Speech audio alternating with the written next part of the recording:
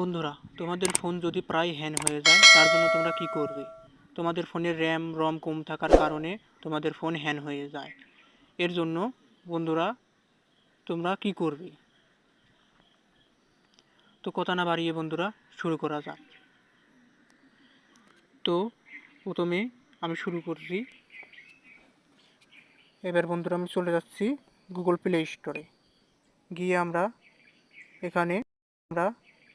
এখানে ফার্স্টে চলে যাব আমরা জিমেইলে। এর জন্য যাওয়ার পরে এইখানে গেলাম। এরপর বন্ধুরা যাব ম্যানেজ অ্যাপ ডিভাইস, এইখানে গেলাম। এরপর বন্ধুরা আবার চলে যাব ম্যানেজ অ্যাপ, এইখানে ট্যাপ করলাম বন্ধুরা। এরপর বন্ধুরা নোট এইখানে ট্যাপ করব বন্ধুরা, ইনস্টল করলাম বন্ধুরা। এবার বন্ধুরা ইনস্টল এখানে ট্যাপ করলাম।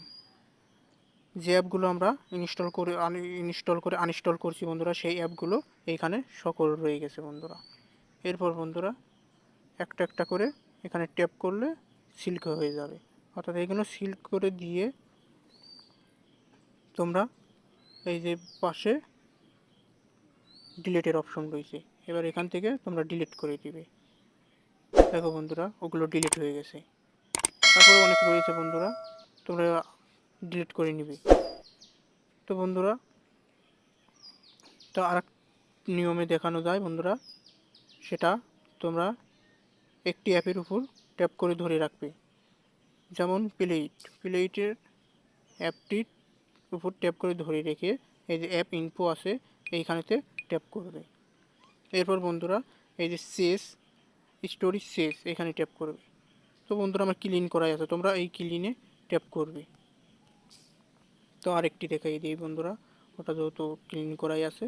তো বন্ধুরা তোমরা এই যে স্ন্যাপ2 এই অ্যাপটি আমি শেষ ক্লিন করছি, এর জন্য এই শেষে ট্যাপ করলাম। এই দেখো বন্ধুরা শেষ 81.86 MB খেয়েছে। এবার বন্ধুরা এইখানে ট্যাপ করে দিলাম। তো বন্ধুরা ভিডিওটি দেখার পর থেকে বন্ধুরা আশা করি আর সমস্যা হবে।